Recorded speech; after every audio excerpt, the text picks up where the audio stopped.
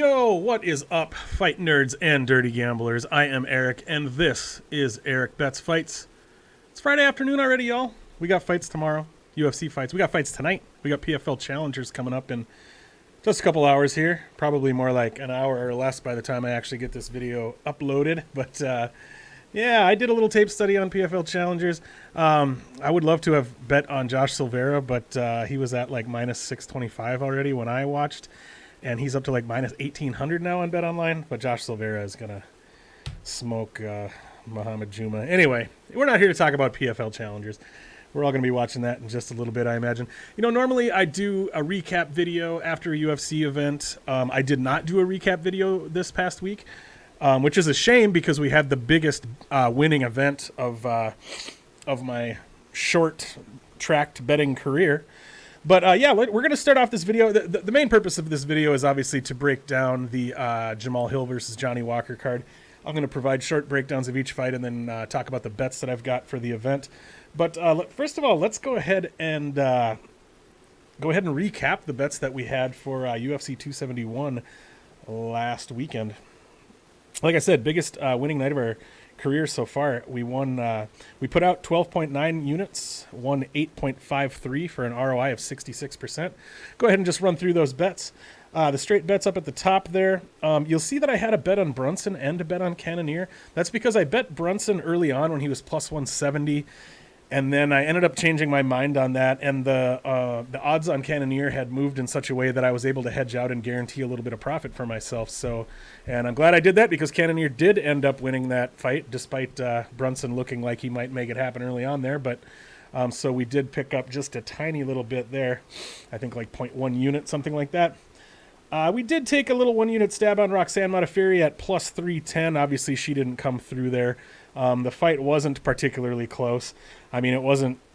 I don't feel like Roxanne was like blown out of the water. She was handily outstruck, and O'Neal landed like way more strikes. But anyway, yeah, that one did not come through for us. I do think, you know, this is whatever. I don't mean to be sour grapes about it because I lost a bet. Who cares? It doesn't matter. We still won a lot of units that night, but I was just a little bummed out that Modafferi decided to play Rocky the whole night because that clearly was not working for her. The couple times that she did decide to grapple, she had success there. So, you know, it's hard to say what she might have been thinking. Obviously, it was her retirement fight. Maybe she just wanted to throw down, and that was the idea. I don't know because, you know, I think there was a game plan at her disposal that could have won the fight for her, and she just didn't choose to go that route. But, hey, that's all right. Gotta love Roxanne anyway. She's great. We did put 1 unit on Jacob Malkoun over AJ Dobson at plus 130. He came through for us. We put a unit on Douglas Silva de Andrade at plus 180 over Sergey Morozov, which was not a popular pick. Lots of people were parlaying Morozov. We stayed away from parlaying Morozov and put a bet on Silva de Andrade, which did come through for us. That one was obviously sweaty. Morozov was smoking him in the first round, but Silva de Andrade really.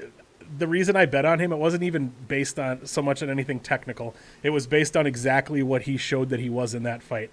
I was like, yeah, I get why people are so high on Morozov here. Morozov is gonna grapple fuck. I don't know if I'm supposed to swear here, whatever. Morozov is gonna grapple fuck Silva de Andrade, and he did, but I put the bet down based on the idea that Silva de Andrade is tough. He's just tough and scrappy, and he's not going anywhere. He's going to do everything he can to scramble up and get himself into the positions he wants to be in and land shots, and he made it happen, so that was cool.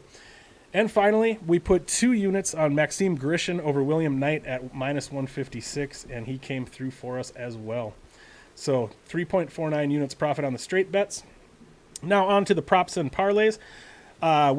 We put 1 unit on Hernandez and Moicano to go under 2.5 rounds. That one hit for us. We put 1.5 units on Dobson and Malkoun to go under 2.5 rounds. That one did not hit. We parlayed Ronnie Lawrence and Kyler Phillips 1 unit at plus 109. Or actually, that wasn't plus 109. That's showing wrong on there. Yeah, so we made 0.66 out of that. That's actually the wrong number. I think I must have had another fighter in that parlay who got taken out. So it's showing up wrong. But anyway. And then we parlayed Adesanya and Bobby Green, 1 unit at plus 125. That one came through for us. And then we've got a few props we sprinkled. I did sprinkle Charant by sub in round 1 at plus 1,600.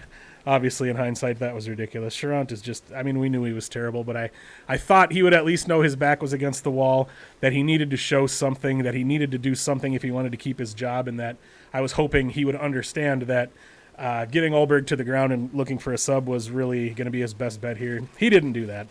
I should have known better than to trust Fabio Charant to actually, make the smart decisions.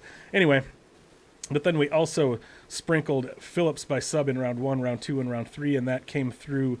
Best case scenario, he won in round 3.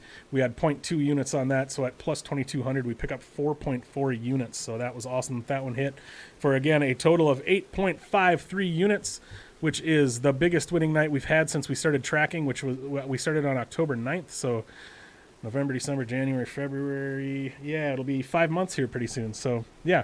And in those 5 months, we are currently we are up 50.96 units at 28% ROI. So, feeling very good about those things overall. Let's go ahead and jump into going through tomorrow's card. We're going to start at the top of the card. I used to always start at the bottom, but we're going to start at the top of the card. Jamal Hill versus Johnny Walker.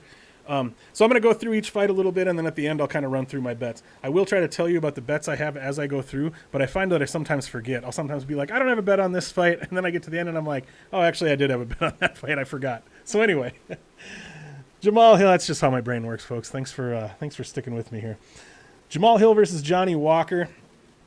Oh yeah, betting odds. I always forget the smart way to do this. The people who are real smooth at these podcasts and videos, they throw out the fight and they got the odds all lined up. I'm not always as prepared as I should be. Jamal Hill versus Johnny Walker. Hill can be had for minus 240, pretty big favorite. You can find Johnny Walker for as good as plus 240. I would say I pretty much agree with those lines. Maybe Hill's a little bit wide, but obviously Johnny Walker used to be that just ball of unpredictable violence. And in his last fight with Thiago Santos, he came out with an extremely measured and patient approach. He wasn't the same fighter at all. I believe he's working at SBG Ireland. They've obviously got him, kind of having an entirely new approach here, which didn't really work for him all that well. I mean, he's the kind of fighter that, if you look at what his natural gifts are and what he's naturally good at, becoming a point fighting out striker is just probably not the best idea for him. But that said, I do, there's obviously quite a bit of variables to consider in this fight. It's a fight with two guys who are good strikers, who have knockout power, who can be reasonably technical but also reasonably aggressive. But the reason I lean Hill in the end is because, and I'm buying into a narrative a little bit here. I have a few narratives I'm going to bust out today, as much as I try not to do that. But Johnny Walker has shown that he can be effective as a very aggressive, violent fighter. And we've seen him one time come out with that patient, measured approach, and we've seen that didn't work for him very well. And, maybe this fight he's going to come out somewhere in between those two after he saw that one didn't work. Maybe he'll find like a happy middle ground. But the thing about Jamal Hill is he can be aggressive and violent, and he can be patient and technical, and he's shown an ability to make both of those things work for him, to be able to marry those two things together into one style that works, whereas we just haven't seen that from Johnny Walker, and we don't know what we're going to get from him, really. I just think Hill is the better. And if it comes down to minute winning, if somebody isn't able to find a finish, I just think Hill is going to be the better, more consistent striker if it comes down to that as well. So I do like Jamal Hill here. Next up, our co-main event, Kyle Daukaus versus Jamie Pickett. I guess my quick and dirty breakdown here, I do think Daukaus is the better fighter everywhere. Daukaus is also a little bit bigger. I kind of didn't expect that when they stood side by side. Daukaus is actually quite a bit bigger than Pickett. Jamie Pickett is, I've mentioned this on Twitter, when I watch his tape, to me he feels like a fighter who could be something pretty special in the right hands. He has the raw materials to be a good fighter. He's obviously strong. He's obviously athletic. He's got skills. He just can't seem to put them together into a complete MMA game, or can't seem to put together complete MMA performances with the skills that he has. And I think it's largely his mindset and his training. I mean, I don't even know what camp he's at, but he's still at a smaller camp, I think, just kind of a hometown thing. He's the kind of guy that, if he got the heck out of there and got to one of the big, good camps that are going to help him really figure out what he's good at and kind of put it all together. But with him just kind of, Jamie Pickett's Jamie Pickett just kind of doing his thing. I just think Kyle Daukaus has the more complete and well-rounded MMA game. He's shown more of an ability to put together complete, effective performances with the skills that he has. And Daukaus just, he's shown an ability to at least know what he wants to do in the cage from moment to moment and have some idea how to do those things, whereas Pickett just kind of seems like he's figuring it out as he goes, I forgot to mention the odds here. I know Daukaus is favored, but let's see what they are exactly. Daukaus minus 255. Come back on Pickett plus 235. That said, if I was, I think I did parlay Daukaus here, but you can get, last I looked, you could get Jamie Pickett by decision as high as like plus 500. And this is a fight that could play out closely. I mean, it might not. Daukaus might be able to control, a good majority of the fight. But, if you think that this is a fight that could play out pretty closely, a shot on Pickett by decision at plus 500 isn't bad. I don't think. I'm not going to do it, but just throwing that out there as something I saw that seemed kind of interesting. Next fight, the people's main event. We've got Parker Porter versus Alain Baudot. Parker Porter is a big favorite at minus 250, and Baudot is at underdog at plus 230. If you've been listening to other breakdown videos throughout the week, I don't really have anything to say about this fight that you haven't heard a million times already. Baudot's not very good. The sort of the narrative on him is that he's a good striker and he's dangerous in round one, and then he falls apart after that.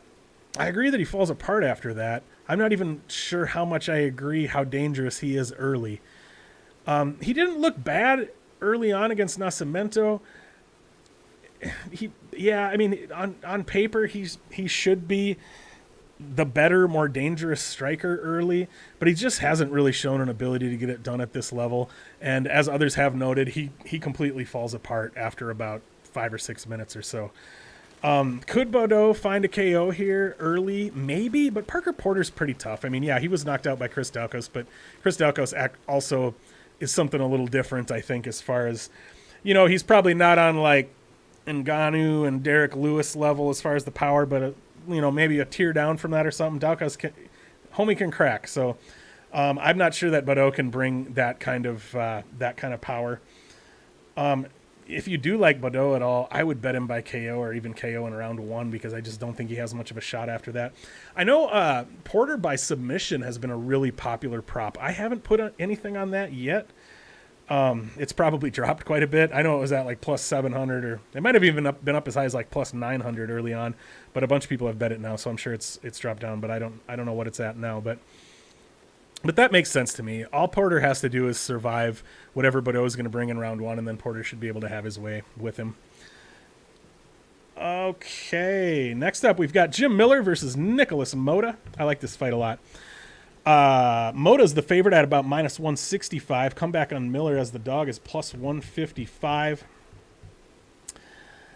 In Miller's last fight with Erik Gonzalez, he showed something important, I think, at this point in his career. He showed that he can get rocked, he can get hurt, and he can survive that and still come back and win, even now at age 38, 39, whatever it is. He's about 57 in fight years, right? I mean, the guy's got a lot of wear and tear on him, but he doesn't, he still moves pretty well, he still fights pretty well, yeah, you can tell he's got miles on him, but he's not done for by any means.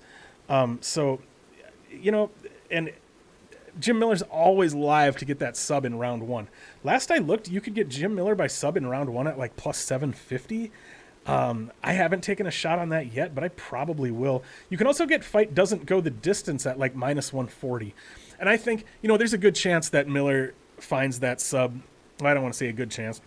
there's certainly a chance that Miller finds that sub in round 1 here. And as he showed against Gonzalez, he can still crack. He can find knockouts on people too. You know, he's not just a sub or bust kind of guy. But Nicholas Mota, I do think that there is something pretty special about Nicholas Mota's striking, at least the power. He's one of those guys that when you see him throw and you see him land, it kind of makes you go, damn. Like, you know, some guys that, there are some guys that have a lot of power that get a lot of knockouts that there's just something about the way they throw and land that just doesn't look impressive, even though it obviously destroys people. But when you see Mota throw a punch and land a punch, you know it. You're like, okay, yeah, that guy's got some power. So, you know, like we saw against Gonzalez, Jim Miller can be caught. He can be hurt. So, yeah, I could see either fighter winning here, but I do think there's a good chance that this fight finishes. So I like that fight doesn't go the distance at -140. Next up, we've got what should be a wild one, a couple of freak super athlete types. We've got Abdul Razak Al Hassan versus Joaquin Buckley. Currently, Buckley is the favorite at -150, Razak Al Hassan at +150. Abdul Razak Al Hassan is a round 1 finish or bust fighter, and that's not even really buying into a narrative. That's just true. I mean, he could always prove us wrong, but he has, Razak Al Hassan has 11 pro MMA wins, and they're all in round 1. He has never won a fight outside of round 1. I mean, that's crazy. You know, we sometimes see fighters who are like, hey, they win in round 1 a lot. He wins in round 1 only, at least so far in his career. So, you know, Buckley is favored a little bit here, which I agree with, because I think that Razak Al Hassan is going to be dangerous in round 1. Kind of the same thing like I said with Badeau and Porter. Razak Al Hassan is going to be dangerous in round 1, but as long as Buckley can survive that, he should be able to take over. Buckley is the better, more consistent, more technical fighter. Plus, he has that freak athleticism and power that maybe not quite to the level of Razak Al Hassan. Razak Al Hassan is all fast twitch and power and athleticism, and Buckley is like maybe a tiny step down from that, but still has plenty of that, plus the actual technicality, the ability to be patient and that kind of thing mixed in with it. So I do think the line makes sense. Buckley is the better fighter here. I haven't bet this fight. I don't know. I'd have to look at the line, what it would be to, if it would make sense or not. But, you know, if you like Buckley here, you could bet Buckley or even bet Buckley by decision, and you could probably hedge out with a tiny bit on Al Hassan by knockout in round 1. Like I said, I haven't done the math on that, but that's something to look at anyway. Next up, we've got Jonathan Pierce versus Christian Rodriguez. Pierce is a huge favorite here. I've got it pulled up in front of me somewhere here. Where is the number? Okay, Jonathan Pierce, -345. He's even up as high as like -400 in spots. Christian Rodriguez can be had for as high as +320. I think I agree with that line. I think Christian Rodriguez is good. I do. I don't think he's a fighter that doesn't belong at this level or anything like that. And I think there are winnable fights for him in the UFC. And I think he's a decent pickup. I just don't think this is a good spot for him. Jonathan Pierce is huge. He's much bigger. I think he's a better fighter everywhere. He's able to be relentless with his wrestling. You know, if he decides that he wants to get you down, he's going to work until he gets you there. One thing that I did notice with Jonathan Pierce and just the way he wrestles, though, is that I'm going to use a judo term here. He doesn't always use the kazoosh, you know, the off balancing. Like, I feel like he ends up in, not that wrestling and judo are the same, but you know what I mean. He doesn't always look to take advantage of what his opponent is giving him in clinch situations where if he's looking for a trip or looking for a takedown. I feel like he sometimes decides what he wants to do and tries to muscle that particular thing rather than feeling where his opponent's weight is at, where his opponent's balance is at, and kind of working with that. But that was just one thing that I noticed. I don't think it's going to matter much here. Well, and he doesn't. Probably the reason he does that is because he is so big and overpowering at this weight class that he's able to make that work against most opponents, and I think he's going to be able to make it work against Rodriguez here too. I think Pierce is the better fighter, bigger, stronger. I just think he's going to be able to overpower Rodriguez. You know, I don't like the idea of betting Pierce at that money line that he's at. You know, you could look at Pierce inside the distance or Pierce by submission maybe. Otherwise, let's see, the under 2.5 here. Last I looked, it was at minus 140. Otherwise, the fight doesn't go the distance. I'm not sure what that's at, but I think there's a pretty good chance that Pierce finds a finish here. Rodriguez is a tough guy, but I do kind of like Pierce to potentially finish him. Next up, we've got Mario Bautista versus Jay Perrin. Bautista is a favorite at minus 303. Lots of big favorites on this card. And return on Jay Perrin plus 295. This, I put in my notes here, Mario Bautista is a guy that I'm having a hard time getting a read on. Perrin is not impressing me in this Josh Smith fight. This is my official, I don't have much of a read or much interest or much to say about it fight. I feel like every card, while I'm doing my tape study, I find one fight that, like, I'm trying to watch the tape and I just can't get my mind interested enough to even get engaged in it and whatever. And usually I kind of just listen to that, instead of trying to force it. If that's happening, I just move on to the next fight. And this was the fight that did that to me, so I don't have much of a breakdown for you here. Obviously, Bautista is a huge favorite. It's Perrin's UFC debut. Coming in on short notice, although I believe he was preparing already for another fight that was supposed to be 2 weeks after this one. So he was already in camp. He's just got to peak at a different time now.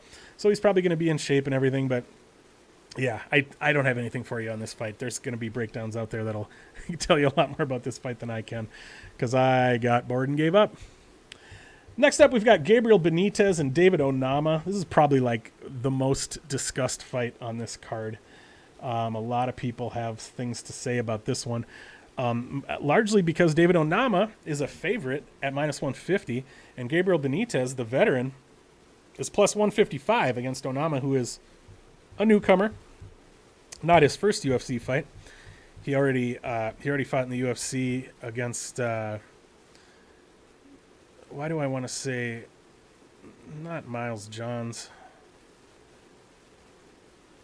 Mason Jones. There we go. It took me a minute to come up with that.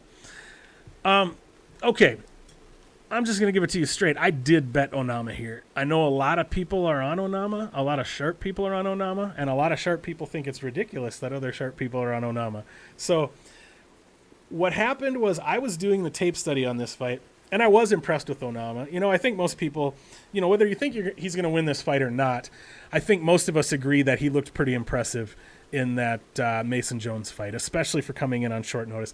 The kid's obviously very athletic. He's got pretty good technique. He's strong. He's athletic. He's fast.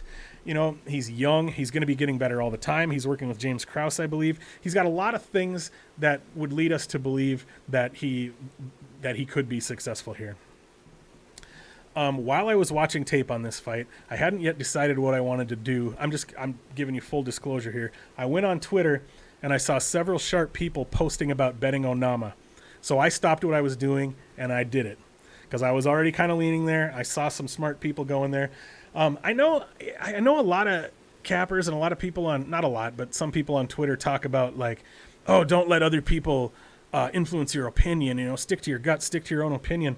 The thing is, I just started actually watching tape and tracking bets in October, but I've been betting MMA consistently for probably 6 or 7 years, I would say. And in that time, I've had podcasts I've listened to every week. I mean, the Dogger Pass podcast before, when it was Bookie Beatdown, I've been listening to that for probably, I don't even know how long it's been around, 6-7 years, something like that. And then, MMA Lock of the Night, Die Hard MMA podcast, all these different podcasts that I've been listening to for years. And I was successful gambling on MMA before I even started doing tape, because I was listening to the opinions of all these different cappers who work hard at this. And then I was filtering those opinions through the things that I know myself and through the research I was doing, which wasn't really tape study. I mean, to some degree, but not like I'm doing now. But my point being that you can be successful at betting this game by listening to other cappers, and I don't mean paid cappers. There's plenty of free information out there from people who are doing the work, putting in the research, and there's nothing wrong with taking those people's opinions to heart when making your own decisions. So I don't know where that idea comes from, that like, oh my God, you bet this because this other person was betting it. Well, yeah. I mean, if there's people out there that are sharp and that are consistently making good decisions, and you hear a read from that person that you hadn't thought of, like, absolutely that's going to affect my opinion sometimes. Anyway, not trying to just sit here and justify all that, but just letting you know, that's why I don't have like a really detailed technical breakdown myself for this Onama Benitez fight, because I largely did end up basing my bet on what some other people thought. But my basic breakdown here is just that, like I already said, Onama he's fast, he's young, he's athletic, he's strong, he's scrambly, he's hungry, he's got a lot. And James Krause, he's got a lot of good things going for him. Benitez is obviously the experienced UFC veteran, but he's only got about a 500. He's what I forget now. Was it he's like 6-7 in the UFC, 7-6, something like that. I forget, but and I'm buying into a narrative here, but I'm seeing it as Onama is the younger, hungrier up-and-comer. We're probably going to see improvements from him. We're probably going to see changes from him. The game we saw against Mason Jones was not only the UFC jitters, but also late notice replacement. And I feel like Benitez, even with all of his experience and his veteran savvy, I feel like he is the level of fighter that David Onama can probably beat, even at this point in his career. I might be proven wrong. David Onama might have the vet lesson of all vet lessons coming for him here. But I did put a little bit of a bet on him. I got him at, what, minus 156 or something like that. I can't remember for sure. We'll pull it up at the end here. But, I was going to go through this really fast, and I'm already blabbing a lot. My throat's starting to hurt.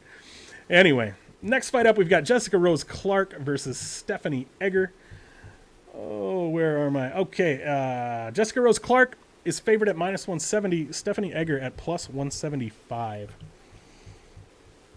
I feel some of these fights this week, I feel like I have conflicting things to say because I'm still kind of back and forth on them. I did put Jessica Rose Clark in a parlay, but despite that, I have some good things to say about Egger here, and I actually don't hate a bet on, especially potentially.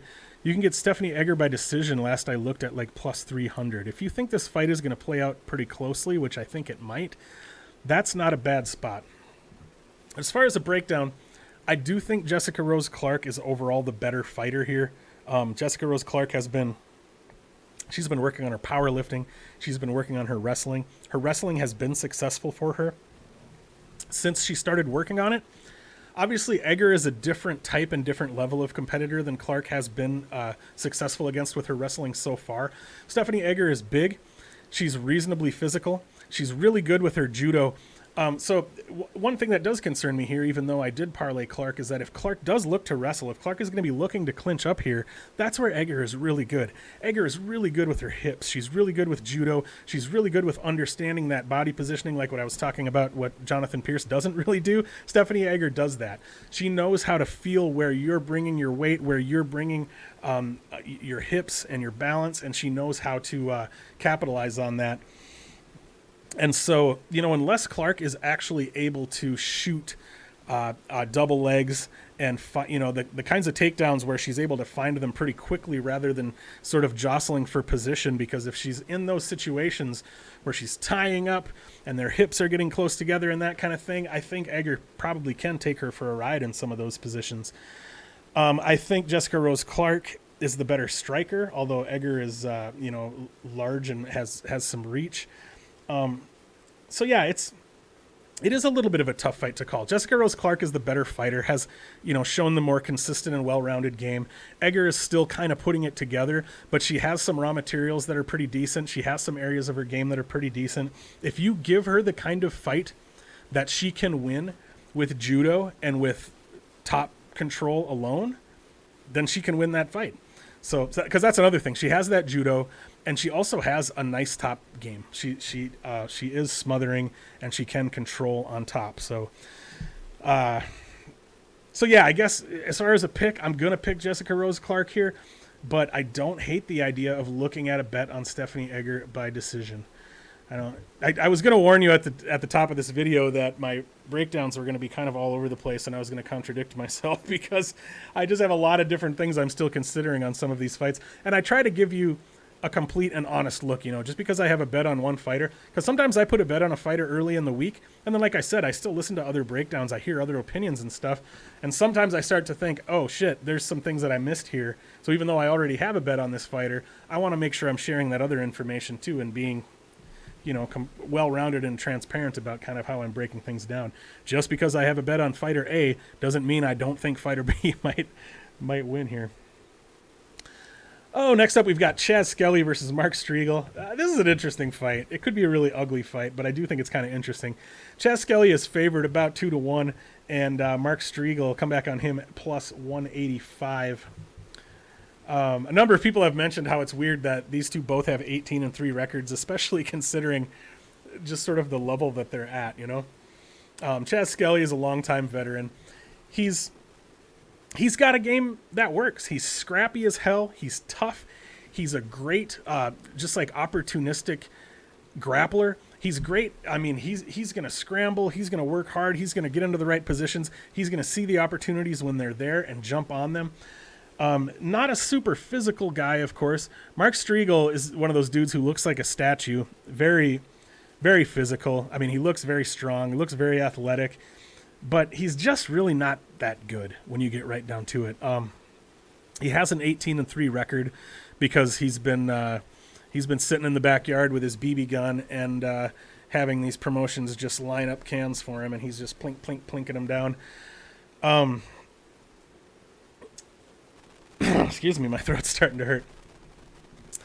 As far as a possible bet here, so last week we hit Kyler Phillips by sub in round 3 at plus 2,200.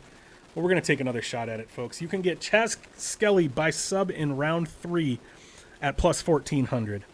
I think there's a decent chance that Skelly finds the sub even earlier than that. So if you want to just take the sub overall, but that's only at, last I saw it was at like plus 150. And I feel like getting a little crazy on it instead. So I sprinkled him round 3 sub plus 1,400. I don't think this is Chaz Skelly's retirement fight. He is getting up there in age a little bit.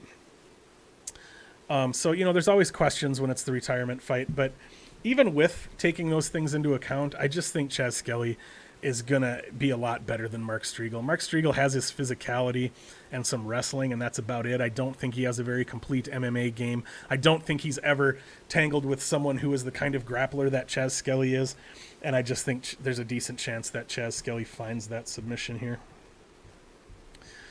Oh, next up, just a couple fights left, folks.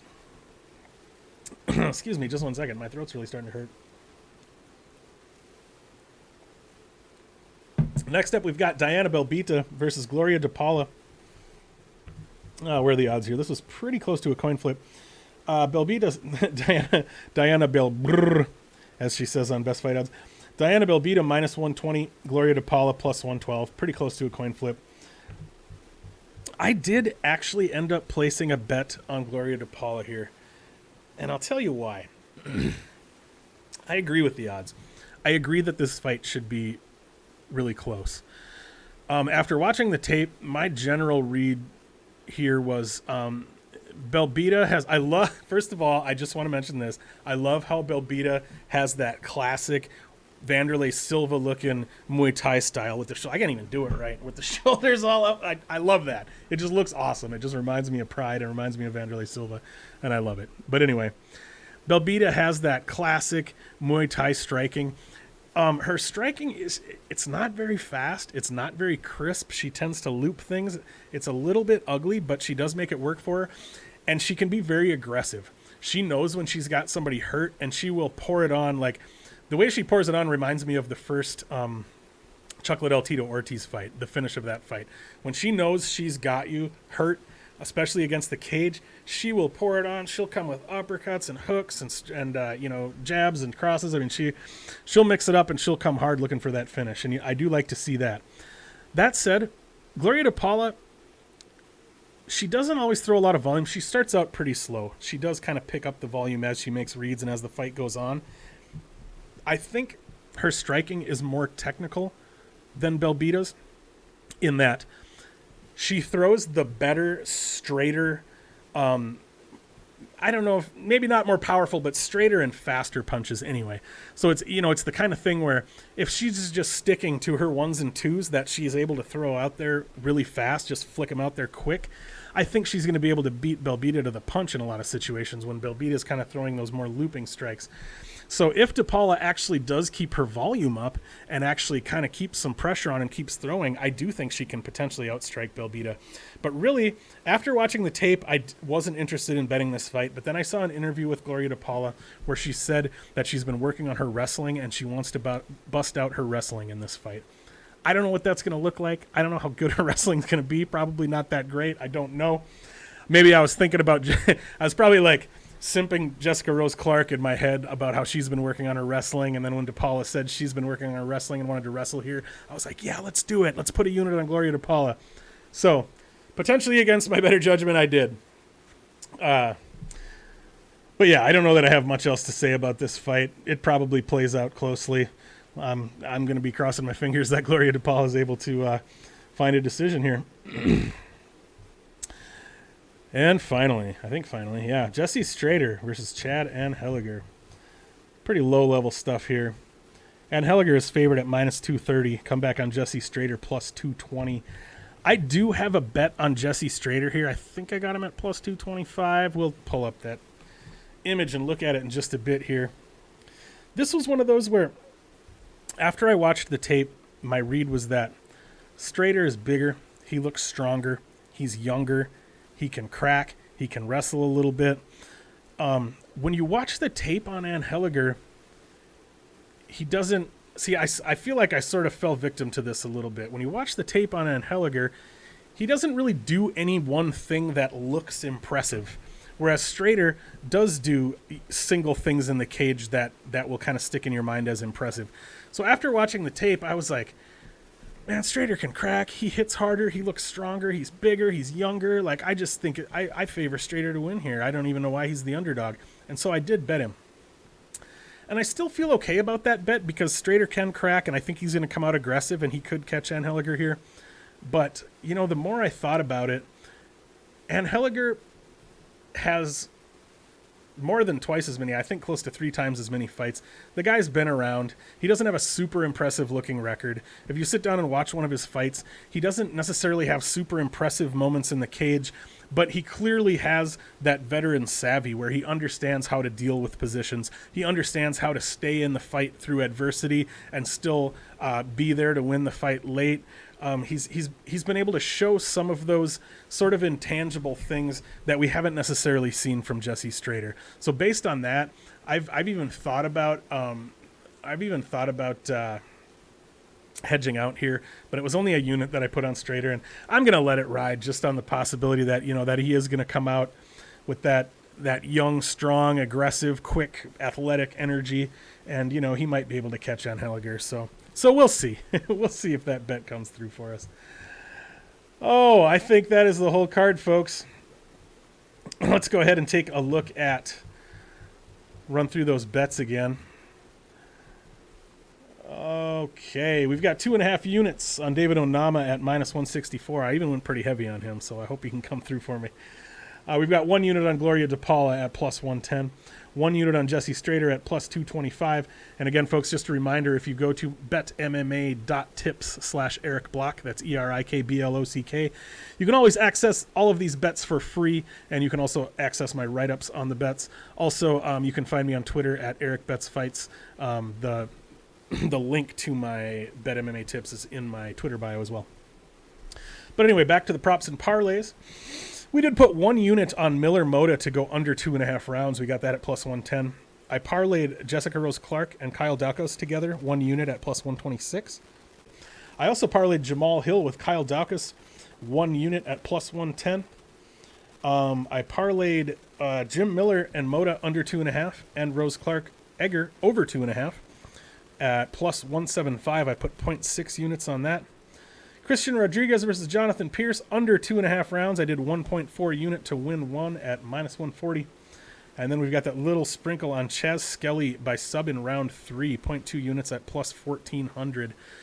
There are still some other things I'm looking at. I don't know. Keep an eye on Twitter. I don't know. Or don't. I always forget to mention. It's important to throw this out there. It's important that I remind you that I am not a professional gambler, nor am I any kind of gambling expert. I'm just a guy who's been betting on fights for a long time, just recently started taking it more seriously. I'm an MMA nerd who likes to bet on fights and likes to sit in front of my webcam and talk about betting on fights. It does not mean that I'm telling you what you should bet. I am just telling you what I'm betting. And if you enjoy hearing me talk about it, I appreciate that. Make sure to like the video if you haven't yet. Please make sure to also subscribe to my channel. And hey, if you like the content, I would really appreciate it if you'd sort of, share my content out there. If you've got friends that are into MMA, let them know about me. I'd love to grow the grow the channel and get more subscribers, both here and on Twitter. I think that's about all I've got for you today, folks. If maybe I'll even jump on and do a live stream for Fight Day tomorrow. I have no idea. I as you've probably figured out, I'm not real consistent with when I put things out. I kind of just do it whenever I can. But again, thank you so much for joining me. I am Erik, and this is Erik Bets Fights, reminding you once again to play it smart, play it tight, and let's grow those bankrolls. Have a great day, everybody.